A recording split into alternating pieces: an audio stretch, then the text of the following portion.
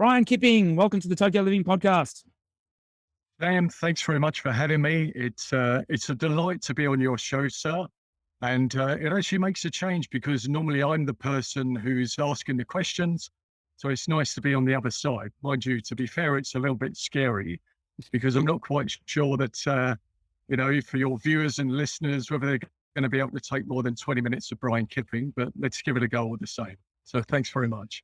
No, it's always easier when you have the questions written down and ready to go rather than. No, tell me about it. So, mate, tell us a little bit about the Bryan Kipping story. Where did you start off? What brought you to Japan, and what are you up to now? Yeah, well, I'm going to give you the disclaimer first of all. So, by all means, if you want to edit all of this, some of this, by all means, you're more than welcome to do so. But just don't swear too much. Exactly. Not aiming to get an explicit tag. So look, I'll start off with the easy part. Actually, my wife and I celebrated our 23rd wedding anniversary the other weekend. And, congratulations. She's just been angelic, mate, to kind of put up with me all over the years. We have two sons. We've got the eldest boy who's due to graduate next month in uni. And we've got the young boy who's going to start his third year of uni.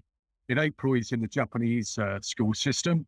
And then I have my princess who's first year of high school. So that's the easy part, so to speak. But, I grew up basically in a London borough in Essex. So there's no Essex jokes allowed here, Sam. But, quite frankly, I was a regular kid. Mum and dad had regular jobs. My dad worked in a factory and mum worked locally. And my brother and I went to the local government school. And it's quite interesting because I'll go off into a small tangent now because there's a lot of focus around social media for teenagers, especially, and how that's sort of encroached in, how that's encroached in their study life and things like that. And you always get to hear people say, oh, I never had social media. And, we only had radios when I was growing up or black and white TVs. But it's quite interesting because I guess for me and friends of similar age, this sort of 14, 15, 16 years of age, that's when computers hit us, right? I mean, again, I'm a little bit older than you, mate, but we had basically the ZX Spectrum, ZX81s, the Commodore 64s, and at school we had these BBC computers. And I mention this because when they came in, basically it was already difficult to study and it then became impossible because we also had like the videos, like the VHS, the Betamax, the Philips 2000, the laser, everything all came in. And at that point, mate, quite frankly, wasn't just Bryan Kipping. There was a load of my friends from our areas, what little study we had at that time just went very close to zero. So I remember my mum I said to my mum when she got the school exam results come through on the post, and say, Mum, go and have a look at that and see what we've got. And the reaction, what she gave me, the jaw drop, and it's like, now I need to study and now I need to kind of, have a go at things a bit better. Right. I was very fortunate because the sort of time that I grew up in London, and again, you always get to hear about, sort of Big Bang, and people say, well, what is Big Bang? I mean, it's basically when we had a lot of deregulation go through the city of London. So we had a lot of jobs offered and there wasn't sufficient amount of staff. So for me, very, very quickly, my first job was on a government sponsored, they called them YTS at the time, which was youth training scheme, which was basically for a lot of people who didn't study got sucked into playing computer games and videos and stuff like that. And then I'd done that for a few months working for a small company in East London. And then a friend of mine said, hey, why don't you come up to the city? And we were having a lot of fun. We'd be messengers and we're having to walk around most of the day. So I've done that.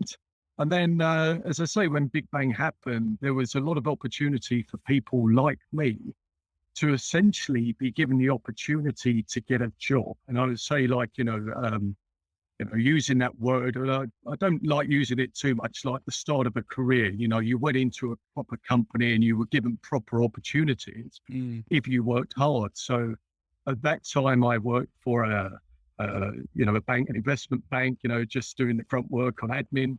And I got a taste in the dealing room when I was 17, 18. Didn't like it so much, came out of there, quit my job, and my friends were all going off traveling at that time, going to Australia, Europe. And I thought, oh, I don't want to follow the pack. Why don't we do something a little bit different?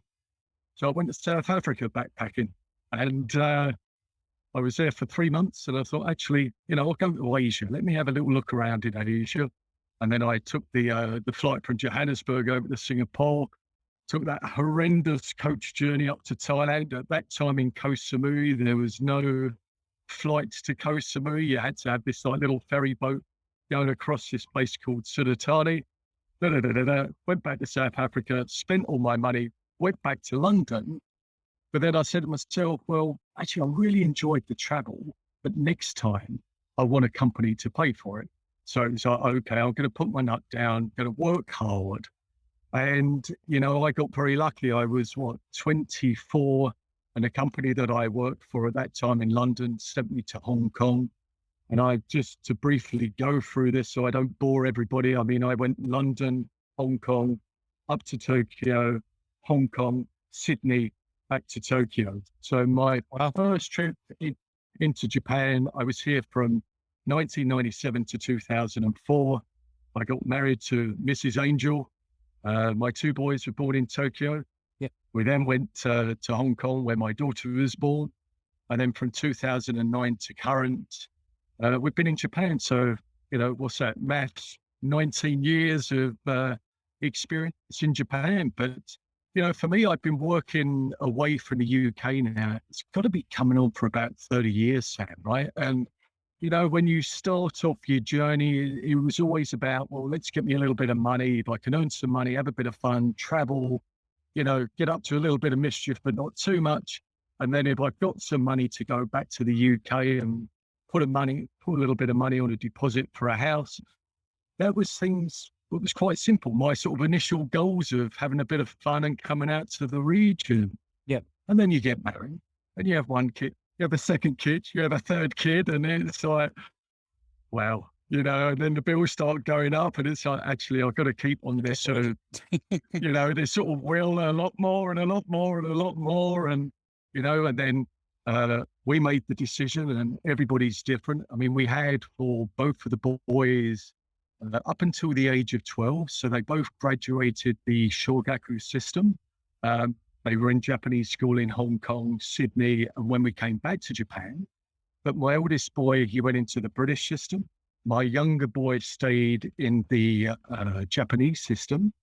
And my daughter went into an international system that wasn't the British system. So to that degree, we had 3 children, 3 different school systems, and no family holidays. Right. Yeah. And we still don't have that type of thing going on now. But, it's a decision that, again, it's always quite interesting with parents that you kind of think, oh, what's best way for our children? How do we grow them up? And, our view was that we would try and support the education needs of each child because, my wife's Japanese and, she's thankfully she's not from, my part of London.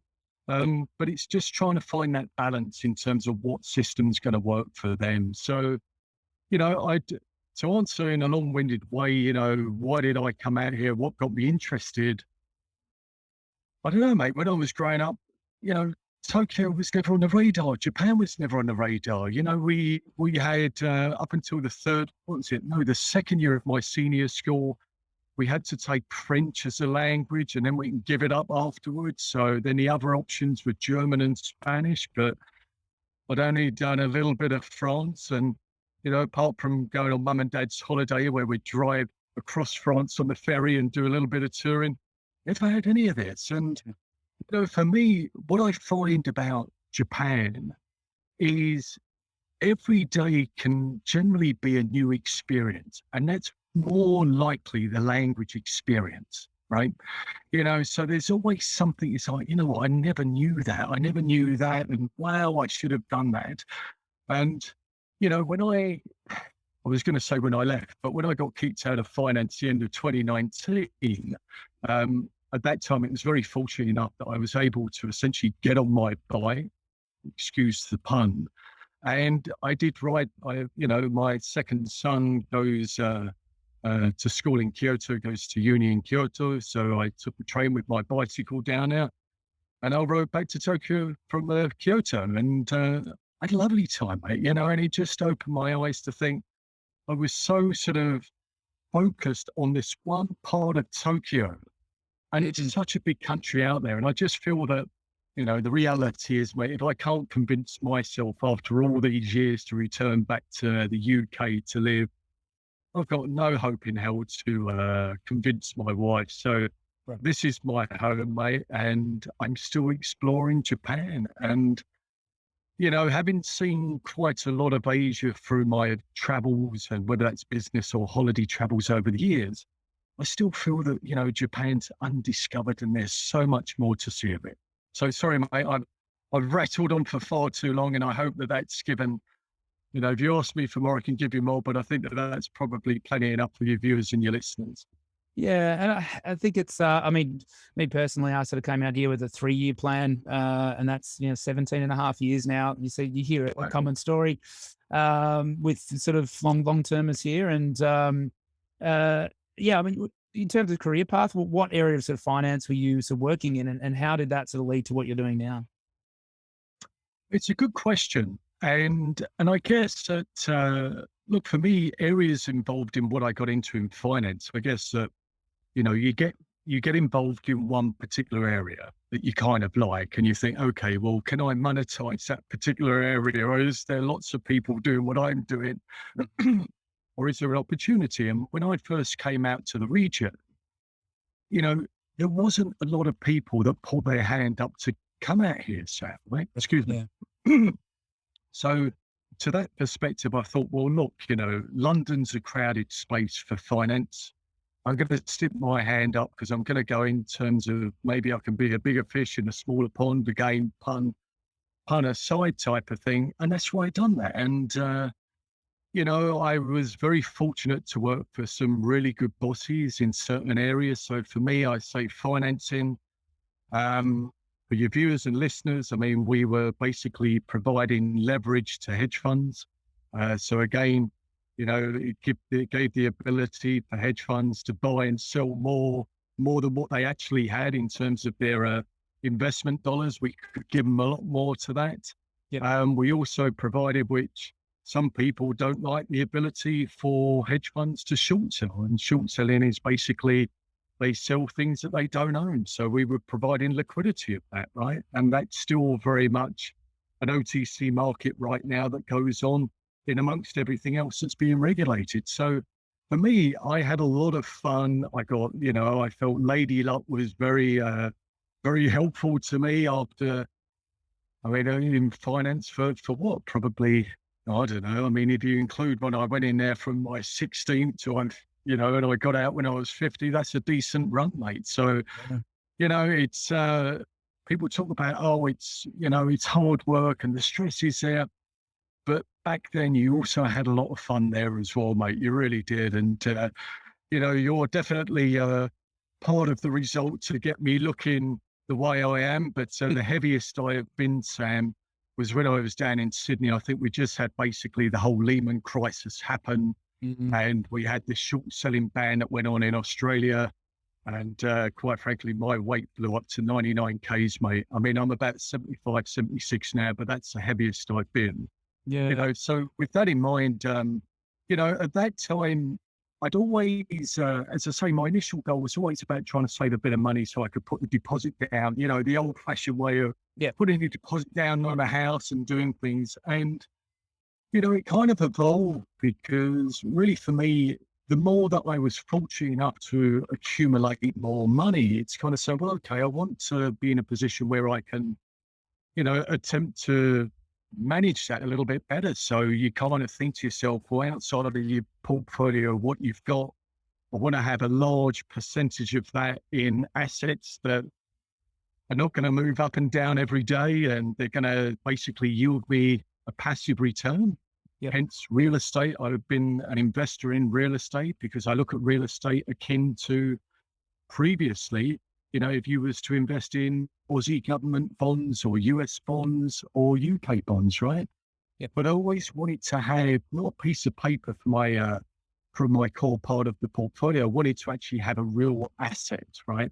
Yep. And that's become a lot more prevalent now because, again, I won't bore you with loads of details, but, I guess you look at inflation right now, you kind of want to own stuff that the governments don't print, right? I Yep. mean, they can print money to buy houses, but they can't actually print houses or they can't print apartments and stuff like that. So that was always quite a core part of my portfolio. And then, being involved in finance, I'd always liked to be involved in the markets. And really for me, when I left finance the end of 2019, um, it was kind of figuring out, okay, well, what's important? First of all, you go home, you say to your wife, well, sorry, darling, it's all come to an end now. What's important for you? I want to stay in Tokyo. All right. So once you kind of get that answer, it's like, right, okay, now what can I do? My Japanese it's not basic, but it's not kind of moved up a level as what it should have done, to represent 19 years of being here. And, I was very fortunate enough to have a good network of friends, and I got introduced to Joe that runs Housing Japan. And we started to talk about how I could support him and help him grow his business, and very fortunate to get a role. So my role at Housing Japan is one in terms of leading the business development and also their marketing efforts for the group. And I say the group because most people generally know Housing Japan as being a real estate agent, similar to King Corporation, Plaza Homes, Century 21, and probably a few others. But the group itself is quite wider than that. I mean, we have an asset management businesses where our licenses are akin to what a securities dealer has. We have a storage business, which again, being in the heart of Tokyo or Tokyo, Hong Kong, Singapore, where I've lived, it's always been, I'd love to have that second bicycle, or I'd love to have this, I'd love to have that. And you just don't have the storage for it. So that business has resonated very, very well because we do offer storage facilities. I think our closest one that we've got to central Tokyo would be more around Komazao Park. But, we've got them in Saitama, we've got them in Chiba, on the outskirts now. Again, this is a bit of self-promotion, but where I'm talking to you right now is in one of our units. Actually, it's in one of our units in our short-term accommodation. This particular short-term accommodation building that we own is in Azabudai. It's under the business banner of Altstay, ALT-STAY. And, I won't show this around, but this is just one of the units. And it sits in the middle between Airbnb, I should say, sits in the middle between hotels and Airbnb. So again, what I was finding when I was traveling and you go with the family, and as you'll find out, Sam, with an extended family, it's like, well, I'd love to stay in a hotel, but it's too expensive, right? I've got to now have 2 rooms as opposed to 1 room. And with an Airbnb, sometimes it's hit and miss whether you get a good one. But here, you've got a service department, you've got enough room to host a family of 5 or 6 members, you've got a kitchen facility. So we have that. We also have a very skilled project management team, and these people are architects and designers by nature. So that also gets us involved in different development projects. So whether that's, luxury residential villas or boutique hotels, or we're supporting developments up in Niseko or Hakuba. So we have that in amongst like the residential sales and our property management there as well. So to me, going into Housing Japan, I had this view of it being residential, but it's opened my eyes up to a lot more what we can do. And it's quite interesting because the business development side of things, I would say I'm reasonably comfortable with that. I'm no expert, but I'm reasonably comfortable. But when it comes to the marketing, oh mate, I feel that I'm at the front of the classroom at the moment, and I'm that little hamster in a wheel just going around and trying to do as much as I possibly can. And, I thought my English ability when it came down to grammar was bad.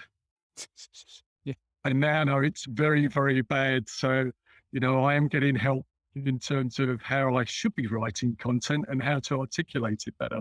Right. Just going back to you talked about being a sort of lifelong real estate investor. Once you started to accumulate a little bit of capital and invest in the market, were you doing that in Japan? Were you doing that back in the UK? A bit of both, or other parts of the world as well? And I guess how has that sort of influenced how you look at the Japanese real estate market?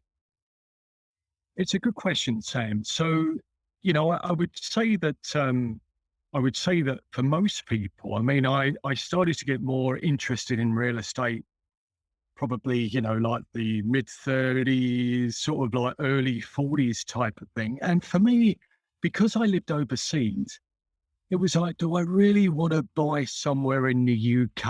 And if I'm not going back there often enough, what's the point of buying somewhere where I've still got to pay the charges on a monthly or on an annual basis?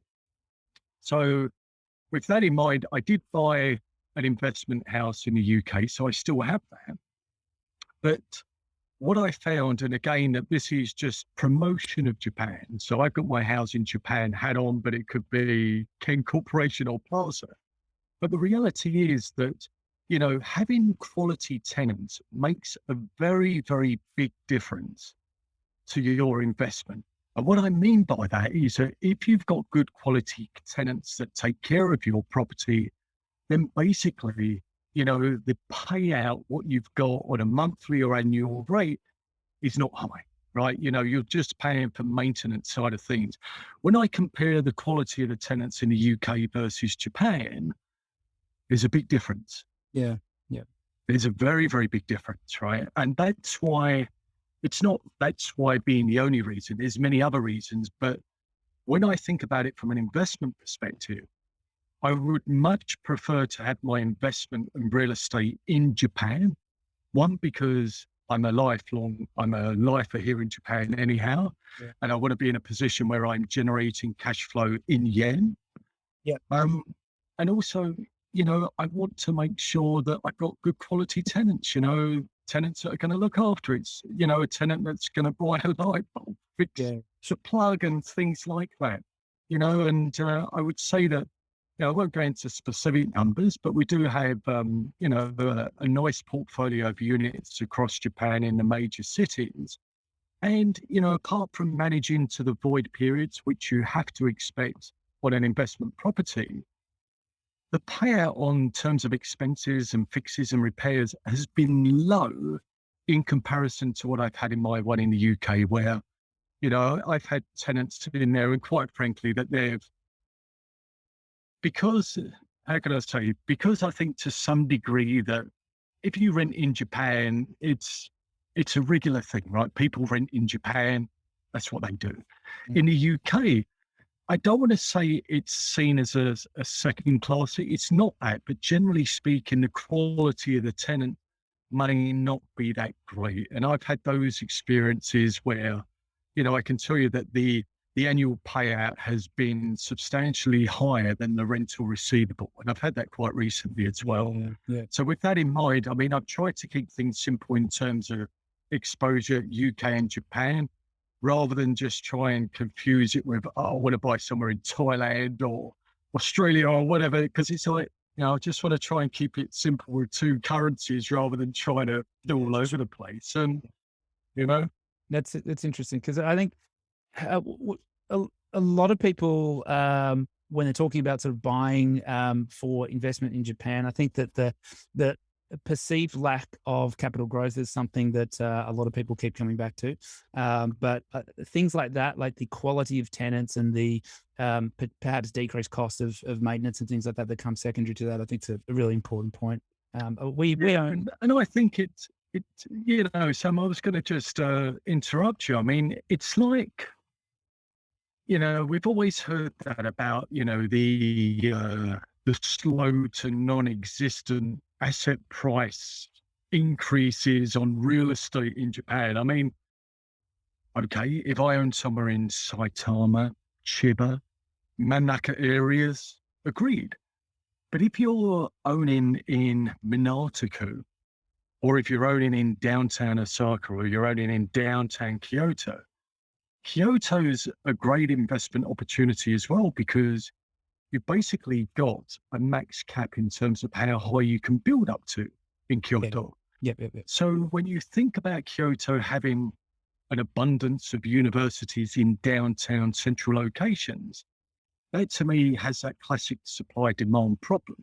Mm, If I look here in Tokyo, again, you've only got to start to think about, well, you and I live in the same area. I'm really pleased that you and I bought our homes in the same area because, quite frankly, we are seeing price rises. So for I sure. get the Yeah. point where some people will say, well, if you go to Saitama, you get higher yields. That's what I'm interested in. I want that cash flow.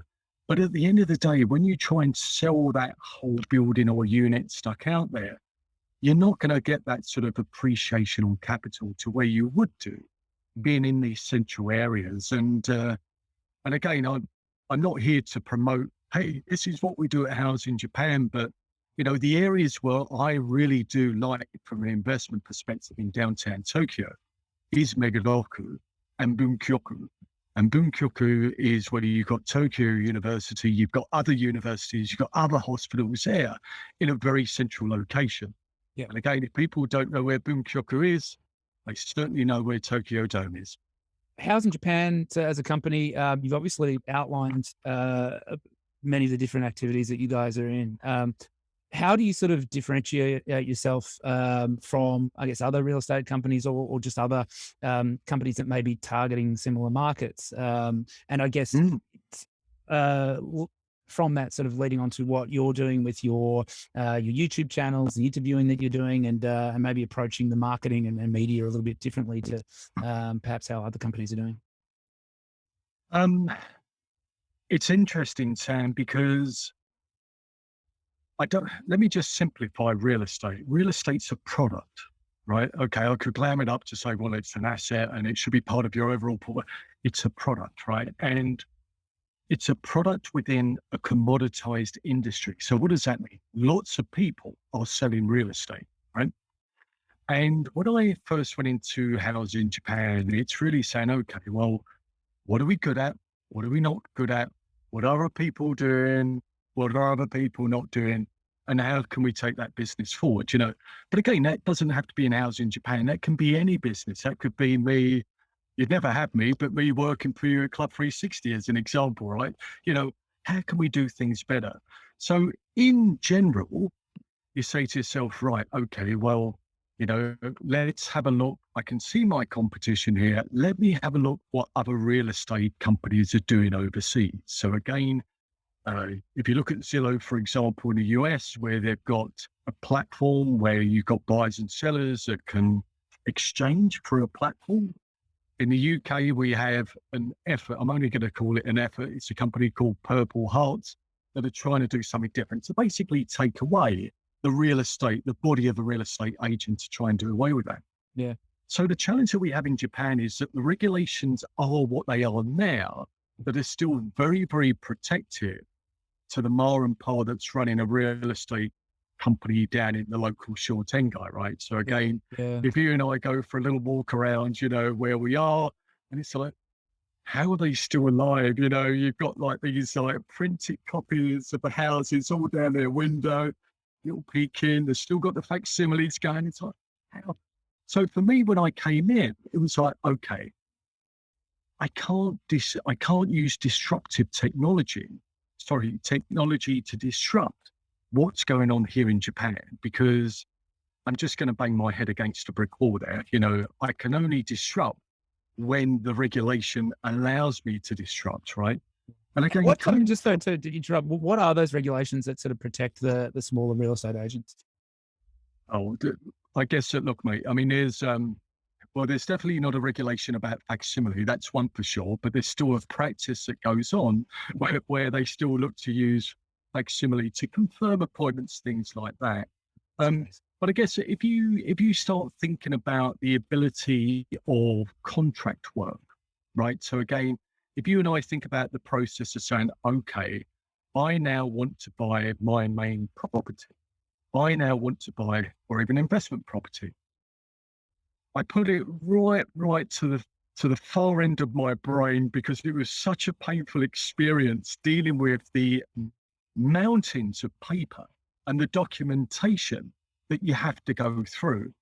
So that in itself, that manualness of process, there are efforts to bring more influence through your DocuSign equivalents, right? And to make this process more efficient.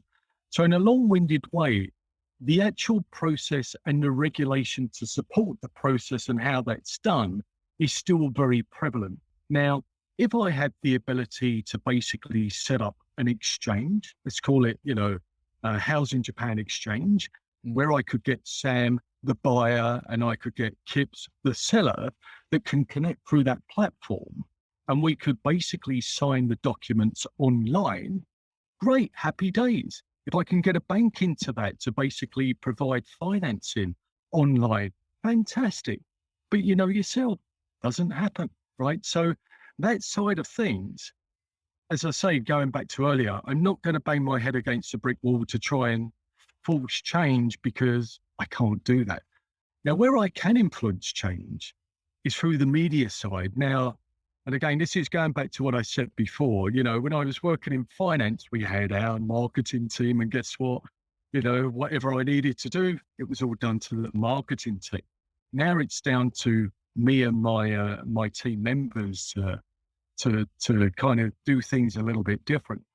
But I guess your industry and my industry, at the end of the day, we're client facing, right? So it's really about how we engage with that client and, service quality, attention to that service quality is very, very important, right? So again, you want to make sure based upon inquiries, you're being responsive to those inquiries as soon as you possibly can. But equally what I found, and it's a little bit unfair of me to generalize, but I'm going to do this. But in Japan, it's very much, a society that is more introverted than extrovert, right? And you can see that equally through the media channels. So that when I started to look at, okay, well, let's have a look at what the other real estate agents are doing here in Japan. You tend to get a lot of content, but not a lot of visual, right?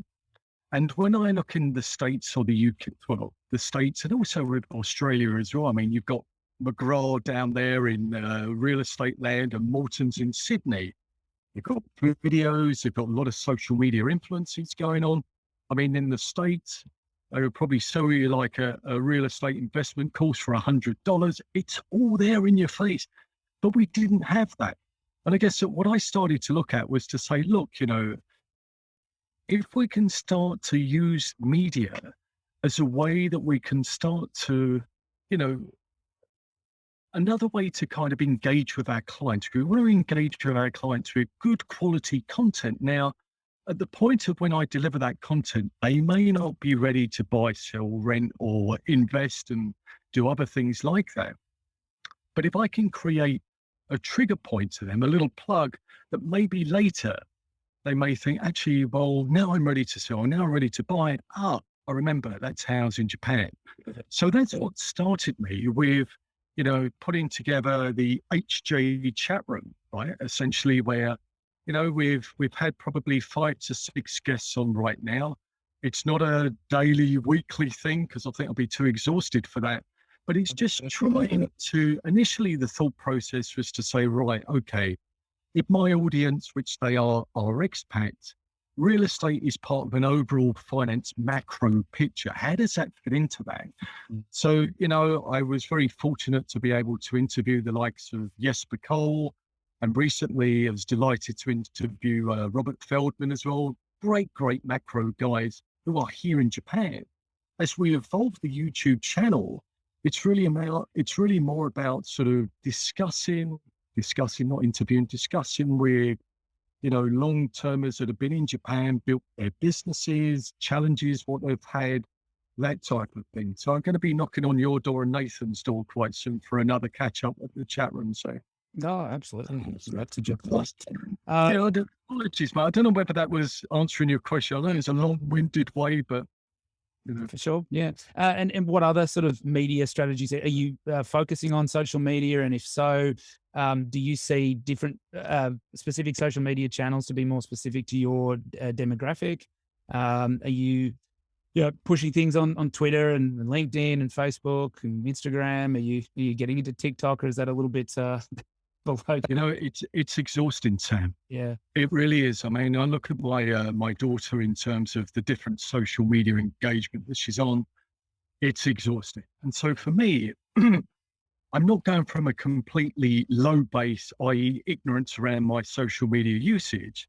So, yes, I can use LinkedIn. Yes, I do use Twitter. But what I found more importantly is that the usage of Twitter tends to be more individualistic. There's such a word, right? Yeah. And the same with LinkedIn. So you tend to get more engagement if it's more from an individual message as opposed to a corporate message. Okay. So the way that we're thinking about our social media engagement is that for Instagram, as an example, you know, it's very much visual based. Yeah. So we're trying to lead with more of a thematic around real estate, specifically to Tokyo architecture. And if we've exhausted Tokyo architecture, we may go into something a little bit different. But just to have a thematic rather than, you know, the way that I've seen Instagram, you know, you can have, okay, well, if I'm selling property, I've got videos, it all gets sort of disorganized. So I kind of wanted to have like a thematic. That's still work in progress, by the way. When I looked at LinkedIn, I see LinkedIn being more of a corporate profile. You know, it helps to direct clients or interested counterparties into your landing page. Twitter's become a lot more personal. Yeah. And again, that I've just been experimenting with some of the short videos that we put on recently and some of the headlines. Facebook is probably a little bit more generalistic. And like I say, really with YouTube, it's more about producing this content. So the chat room YouTube channel that we've got is really about promoting, you know, what we'd like to think is differentiated content. Now, you know, mate, I'd love to tell you that all of this sort of social media strategy engagement is all what Bryan Kipping's up to. I've got the help of a 21-year-old intern from Temple University, mate, that's making me look quite smart at the moment, Yeah. or better than ignorant before. So it's a way, you know, and if I think about yeah, it's quite interesting when you think about the demographics of real estate owners or investors. I mean, you know, I would say currently that there's a lot more wealth going into, you know, the younger generation than what we'd experienced before, right? So again, just going back to where I said, well, you know, maybe you put your first foot on the ladder when you've accumulated your deposit and things like that. And you only start to invest maybe when you're mid 30s, early 40s. Let's come down a bit now. And I think the challenge, what I've got is to try and deliver content that everybody's happy to listen and to view, right? I mean, that's the challenge with it. And so, you know, I think the next one will probably be some debate about crypto versus real assets, mate. So that might be quite an interesting one. Yeah. Well, what do you see for the next 5 years of your company and your role in the company? And what, yeah, have you got sort of any major goals that you want to achieve? And yeah, but where, yeah, I guess start with that. And yeah, I guess also like to get your thoughts on what you think will be happening real estate wise in Japan in the next 5 years or 10 years. Can I take the latter one? Because Go. it may be a Yes. little bit more easier for me to Sure. look. The reality is that you and I can't predict the future. You Really? and I couldn't predict, you Good. know, That's why I got oh, you it on could today. like 2 months ago or 3 months ago, what was going on, right? And, you know, with some of these like, you know, macro experts, they've got a view, right? And they've got a view around inflation. They've got a view whether that transitory, I mean, inflation is transitory. It depends upon the duration, whether we're talking like 20 years, 25 years, 10 years, 5 years, right? But the reality is that inflation is here in Japan, but it just gets disguised. So when people say, well, the headline CPI number hasn't really moved in January, it was only up 0.5% year on year, that's nothing. But if you go into that, and also for yourself, like, you know, when you fill up your moped of petrol or, you know, or you fill up your car, we're seeing these increases going through. If you go to the supermarket, you can see these increases going through. And, you know, so our CPI numbers that we've got in Japan, they're real, but they're basically been massaged because I think that there's been so much sort of discounts going on with like mobile usage, Right. right? That's been a big sort of key influencer of the CPI numbers. But if you delve into that, you know, the guy who wants to go and have his gyudon down at Yoshinoya is probably paying a little bit more than that. You know, you and I love to probably go and go and buy a piece of salmon at the supermarket, right? I'm buying two little pieces of salmon for over 700 yen now, Sam, right? So you're seeing this incrementally go up there. And as I mentioned before, for me personally, I can't control what the governments are doing. I can't control the quantum of money that they're printing. I can't control that. But the one thing I do want to make sure is that I do own real assets. So real estate is very much part of my investment portfolio. Even if I didn't have a house in Japan hat on today talking to you, Yeah. it's very much a big part of my, uh, my sort of personal wealth is in real estate because it's a real asset that the government can't print. Now, other people may want to own fine wine or lovely Rolex watches and stuff like that. So I still believe that there is a case for owning real estate as an inflation hedge. Yep. And equally as well, when you start to think about the yield returns on your Aussie government debt or your US debt or things like that, what are you getting back on these things now, mate? Right. So that for me is if I want to generate passive income, real estate is where I want to be.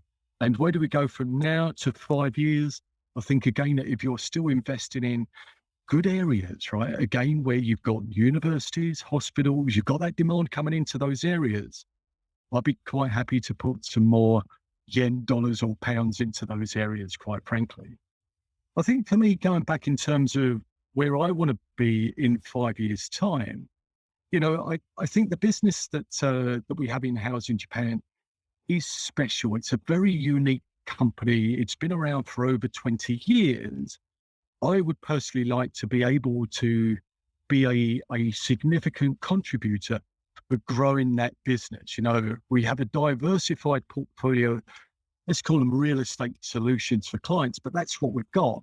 I'd like to add to those solutions. So again, that whether you want to come into me and just buy real estate, or you want to buy an investment property, single wholesale, or you want to buy commercial property, or you want to buy resort property, or you want to invest in short-term storage or short-term accommodation, or I said short-term accommodation or storage. So for me, it's really about trying to be this sort of this anchor person where I can deal with client inquiries, business development, and how we grow that business. So that's the exciting thing for me. Whether that's 5 years out, mate, I don't know. But at the moment, I'm enjoying, this wonderful opportunity to help try and be a contributor to grow our business. So if people do want to get in contact and maybe they are looking at purchasing real estate or utilizing some of the other Housing Japan services, or if people are interested in looking at your content, in particular your chat room, what are the YouTube links for that, and how else can they get in contact with you? Yeah, very much so, mate. So, I mean, I guess that they can always contact me through you. So that's number one. That's an easier thing if that's what they wanted to do. www.housingjapan.com. They can come onto our landing page. We have a whole variety of different things to buy, sell. Again, whether it's in Tokyo or resort properties, we've got inquiry forms. If they want to reach out to me directly, it's Kipping, Kipping at housingjapan, all one word.com. So, Yep. and the YouTube channel, again, they can type in YouTube Housing Japan, and then they'll be able to see the chat room there. So, excuse me, we're excited about the chat room and how we sort of expand our content. And, Sam, as well, I've got to say for yourself in terms of your Tokyo Living podcast and what you're doing, I think it's fabulous, mate, right? You found something that is interesting for everybody that, quite frankly, not a lot of people were doing. And, this has been nice because normally the stuff I get involved in is quite formal and quite disciplined. It's been nice to just sit down and have a chat with you, to be honest with you, mate. Well, likewise, it's been a pleasure chatting, and yeah, obviously we've known each other for a long time, and it's good to get you to share some of your sort of professional experience and wisdom with my audience. I think the fact that you're reeling off your web address as www.housinjapan, I think shows your age a little bit as well, and I'm sure your 21-year-old internal have things to say about that. But no, really appreciate your time this morning, and yeah, look forward to catching up again in person soon. Thanks very much for your time, Sam. All the best to you and your family, mate. Cheers, mate. Take care. Bye.